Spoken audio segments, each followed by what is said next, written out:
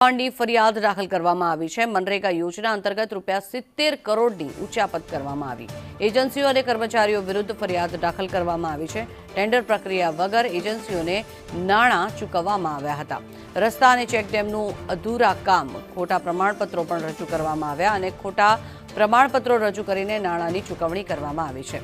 દેવગઢ બારિયા અને ધાનપુર તાલુકામાં ગેરરીતિ કરવામાં આવી, ત્યારે 2021 થી 2024 દરમિયાન મનરેગામાં ગેરરીતિના આક્ષેપ કરાયા છે।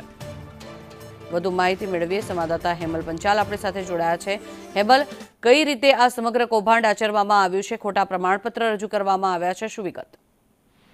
ચોક્કસથી જંગના વાત કરીએ તો દેવગઢ બારિયા તાલુકા અને ધાનપુર તાલુકાની અંદર મનરેગા યોજનાની અંદર કૌભાંડ થયું હોવાના આક્ષેપો લાગ્યા છે। થોડાક દિવસો અગાઉ વિરોધ પક્ષના નેતા અમિત ચાવડા દ્વારા વિધાનસભાની અંદર પણ આ જ બાબત લઈને 100 કરોડનું કૌભાંડ થયું તેવા પણ આક્ષેપ કરવામાં આવ્યા છે। કોંગ્રેસની જે કમિટી છે તે પણ અહીંયા આવી હતી અને તે તપાસ અહીંયા હાથ ધરેલી, પરંતુ ત્યારે વાસ્તવિકતા ક્યાંક ને ક્યાંક કઈ મળી નહોતું આવ્યું, પરંતુ જ્યારે આખી તપાસ કરતા અંતે અત્યારે કૌભાંડ થયું હોવાનું સાબિત થયું છે। દાહોદ બી ડિવિઝનની અંદર ફરિયાદ પણ નોંધવામાં આવી છે। સમગ્ર ઘટનાની વાત કરવામાં આવે તો દેવગઢ બારિયા અને ધાનપુર તાલુકામાં 2021 થી 2024 દરમિયાન મનરેગા યોજનાની અંદર જે યોજનાઓ હતી તેની અંદર ગેરરીતિ થઈ હોવી જોવાઈ છે।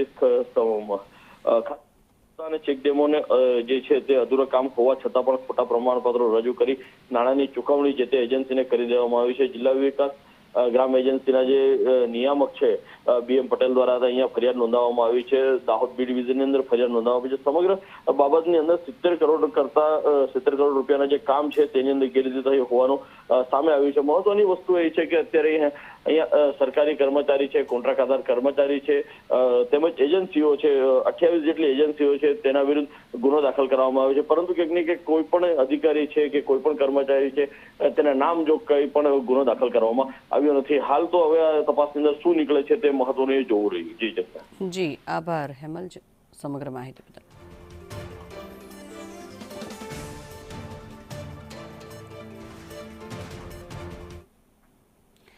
તો મહેસાણાના ખેરા